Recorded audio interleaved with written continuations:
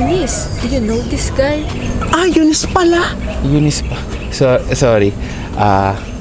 Eunice, it's me again. Ezekiel. Please shake the hand.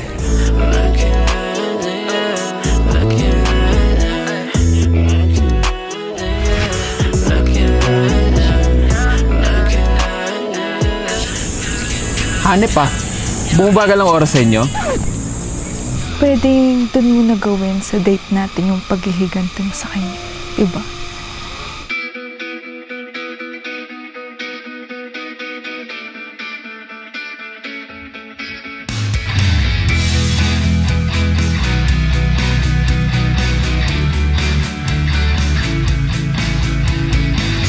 Tapos yun bro, after 2 years, naging ganito na yung buhay ko. Wow. I mean, for a doctor, that is the most baduy story I've heard. Sorry, bro. Like, Bakit? wala ka man story ng girls, man. That's bad. Paano yun? Mas priority ko kasi yung trabaho, kaya ganun eh. Look, even though priority mo yung trabaho, you gotta get the girls, bro. Like me. Ako, piloto ko, but still managed to get girls sa cockpit.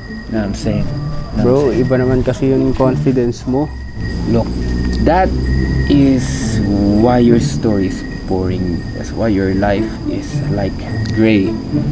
You know what I'm saying? Kasi nga bro, you lack confidence pare. If you ever to do something, kailangan you put in 100% confidence bro. Sana nga bro. Sana katulad mo rin ako, may lakas akong loob ng ganyan. Minsan ang sarap mo sapakin sa mukha, no? Doktor ka, kadami tayong babae nagpapakita ng dibdib sa'yo, tas ngayon ka pa may walang lakas ng loob.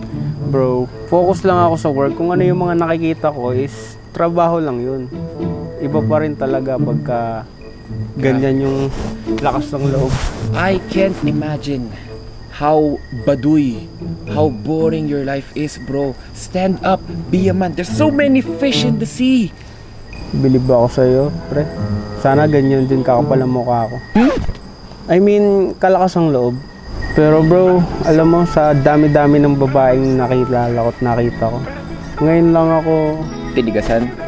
It's okay. Hindi bro, bastos mo naman eh. Bro, tinigasan ang mukha. Tinigasan ang mukha. Torpe ka, diba? Pero feeling ko bro, siya na talaga yung one true love ko. You see, Matt, ganito kasi yan, Okay. Let me get this to your virgin face, right? So, ganito kasi yan. If you want someone, hindi kasi love agad yun. Nakita mo siya, yeah, type mo, let's say that. Pero, bro, kailangan mo muna siyang i-date. It's like buying a car. You have to test drive it para malaman mo kung yun yung para sa'yo, bro. I'm not saying this para ma-down ka. That's why sinetap ko kayo ng date. Para malaman mo if she fit in your life. Kasi maaaring maganda siya, maaaring lahat ng physical appearance niya pasok sa'yo. But yung ugali, you know what I'm saying? Ganun. So you have to date her first. Learn from your master. Right? Alam mo, may punto ka bro eh, sa mga sinasabi mo yan. Pero, nahiya talaga ako eh. Iba yung...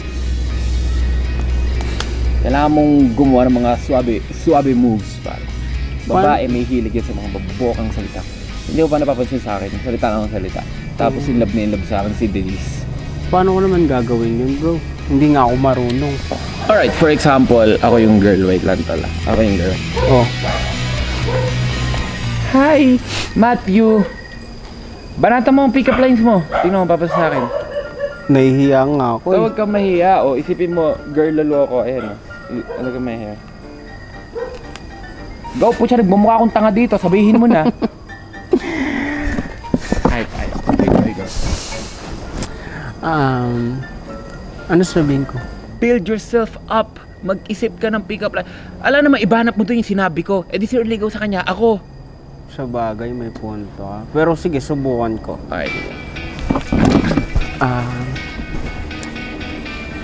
Trixie, Yes, Matthew. ubi ka ba? O, sige, bakit? Kasi, ikaw ang paborito ko. Corny shit. Nakakilig ka, Matthew. Sarap mong basagin ang muka. Pangit ba? Asar ang pampakilig dun, bro. Ube, kasi nga, paborito Take kita. this for example, Denise, Oh, mahilig ka ba sa saging? bakit saging? Kainin mo yung saging ko. Ang bastos mo naman. Look, girls love guys na medyo bad boy. Medyo may pagkabastos. Hindi pwedeng straight good guy ka lang. Bro, those straight good guys get cheated on. Promise. I tell you that. Kapag sobrang bait mo, lolokohin ka lang bait, take advantage na. So, medyo bad boy ko dapat. So, kailangan saging yung sabihin ko. Oo, saging. Tama. Yung saging all the way, man. Oh, sige. One more. Come on. Oh, One more. oh sige sabi mo Ito, maganda naman. Trixie, Yes, Matthew. pintuan ka ba? Why? Ang sarap mong pasukan. Gagong bastos. Tanga. Babasa din ka nun. Gago. Sabi mo pare, pag saging pwede. Medyo bad boy. Medyo bastos, man. Hindi. Anong bastos doon? Ibig ko sabihin, papasukan ko ng puso yung puso niya. Ng saging. Pag puso ng saging, goods. Parang ang laking impact ng saging sa buhay ko. Alright, that's it. Tuturuan na kita. Pag nakita kayo, shake her hand. Hi, nice to see you. Alright, rule number 1, very important. Look her dead straight in the eye. Huwag magpapaligoy-ligoy ang mata mo. The moment na makita niyang umiikot-ikot ang mata mo, that will make her think na wala kang lakas ng loob. That will make her dominant sa relationship nyo once na maging kayo. Okay?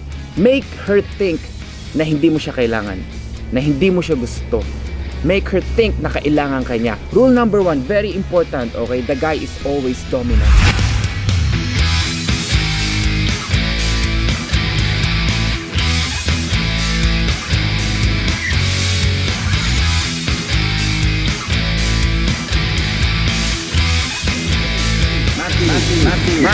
Matt! Huy!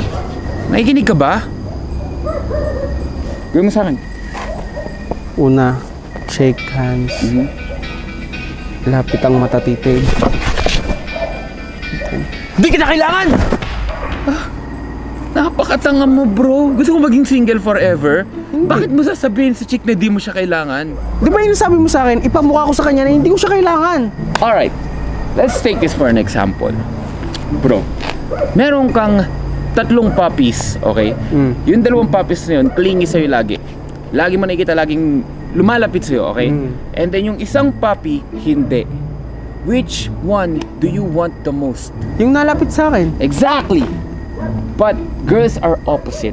Gusto nila yung something that walang interest sa kanila. Gusto nila yung hindi sila binibigyan ng atensyon. That's why they're craving more. You see, girls want attention. But if you keep giving it to them, then parang wala na lang. Parang normal na lang. Pero kapag hindi mo sila binibigyan ng that much attention, sila mismo yung maghahabol sa'yo. Trust me, done that. Been there, okay? Tapos, yeah, build up yung confidence mo, bro. Medyo may pagka-cute ka naman tol okay? Hindi lang halata kasi wala kang confidence, okay? Alright, so yeah, I'm gonna head out now. Thanks for inviting me here. Bro, dami ko natutunan sa'yo. Yeah. So I still have something to bro. do. So yeah. Thank you See you later, bro. Take care. You dumb.